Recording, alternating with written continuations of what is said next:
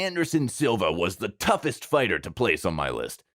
It was never a question that he'd be on it, but his positioning is one of the most hotly debated topics with any all-time MMA fighter list.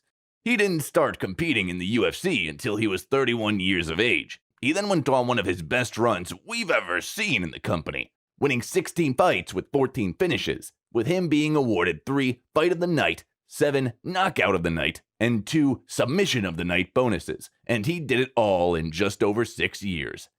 If Anderson would have called it a day on his career following that historic run, he'd be sitting firmly in the #1 spot, but sadly, that wasn't the case. His illustrious legacy then took a nosedive following a 2-7 run, with his win over Nick Diaz being overturned to a no contest after Silva tested positive for anabolic steroids, per Tapology.com.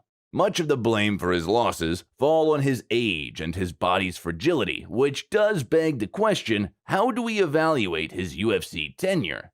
At the end of the day, he was 38 when he finally lost and dropped his title to Chris Weidman. It was at an age where most fighters could barely compete at a UFC level, and he was still considered the world's best. And since then, he's still fought the very best and has made fights competitive for the most part, with injuries playing a huge role in his shortcomings. It's for this reason that I still consider Anderson highly as I do, and I still see him as deserving of 4th place on my list.